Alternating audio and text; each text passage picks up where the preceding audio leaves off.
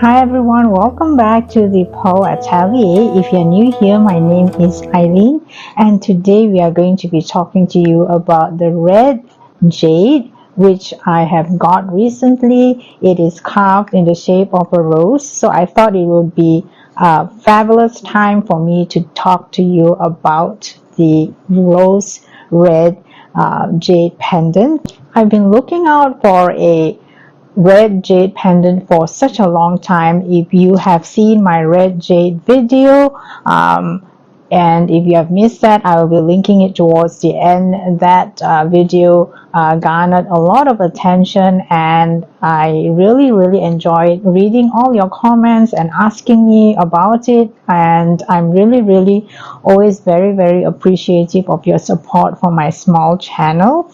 So today I am showcasing this. As I mentioned, I have been looking out for a pendant in a red jade for such a long time. Every time when I wore my red jade bangle, I would wear it together with my agate pendant, so I wasn't very happy about that, and finally I got this one, and I really love this because if you look at a lot of the modern jade pendants, they tend to be very chunky and thick.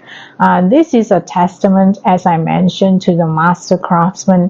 Whenever you find a jade pendant which is this thin, it is copying the master craftsman when jade was at a peak of its popularity from between the 1950s to the 1980s, where they fashioned jade into very thin pieces because it really takes a lot of skill to be able to carve on a very thin piece of jade, because the probability of breakage is higher than if you were to carve it on a very thick piece of jade. And also when you wear it, it looks a little bit more refined than if you're wearing a very chunky type of a pendant, which actually is an amulet and they are passing it off as a pendant. So in those days, people would wear it like hanging from the waist or like from the buttons of a jade cheongsam like this one, because it is very weighty.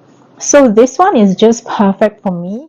And what I love about this is the color of the jade. If you look at it, it is like in a cognac red color. It's very rich, very deep color, so that when you wear it, it's very arresting. And you can see the carvings of the rose petals are so finely carved. This master craftsman is really very experienced. And then I love the hardware of it as well. It's surrounded by diamante, and then the clasp of it is in the shape of a tulip with a little bit of emerald color there as well. And if you look on the underside of the pendant as well, you can see that they even carved the back of the pendant very beautifully as well. You can see the gradation of color from behind, where you can see that there are swirls of a little bit of mutton fat there as well, so that when you look at it from the front, there are some variations of color when you look at it in the sunshine or when you're wearing it. So this is an absolute gorgeous piece of red jade pendant that I'm adding to my collection. And while we're on the subject, I've also added a few jewelry trinket containers and jewelry boxes to my collection. So if you have been following my channel, you know that I love jewelry boxes, and especially those in the color red.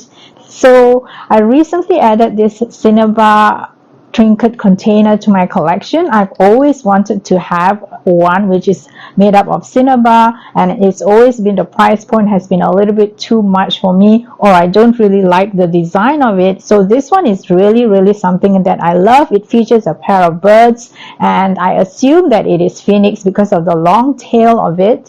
Irregardless, I love it so much. And then I love the fact that there are etchings all around the box as well as to the sides. So I'm very glad to be able to find this. The price point was just fine. I ordered this from Etsy.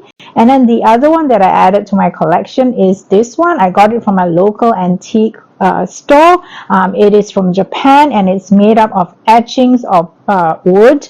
I assume it is red wood, if I'm not mistaken. So I've seen a documentary before where I've seen the master craftsman actually take a very fine sort of carving tool, and he would etch every single one of these on the jewelry box. So I was very that was imprinted in my mind, and I was thinking, wow, if only one day I'm able to own such a piece. And then lo and behold, there it was, and it was on sale as well. So I just grabbed it, and when I was about to go back home, I always love to look around their furniture as well, and I'm very glad to be able to do so, because there was this drawer side piece as well, and I am very sure it belonged to the same owner. It has the same exact etchings, and if you see the drawers all form the flower in the middle, I assume it can be either a peony or a chrysanthemum.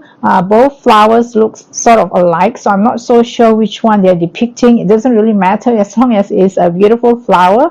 So I'm very glad that I didn't separate these two and it came to me.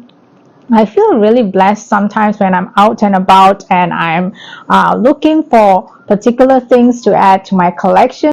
I absolutely love antiques because they're so different from the modern pieces, which lack the patina, which lack character. I always feel that antique pieces are so absolutely special and one of a kind, and I thought it would be lovely to add this on to my video together with my Rose Jade pendant.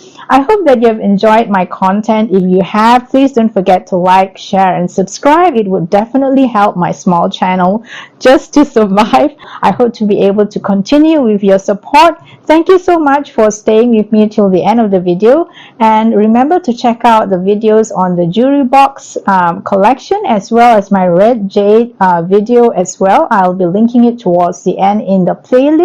Have a fabulous week ahead, and I'll see you again in my next video. Goodbye.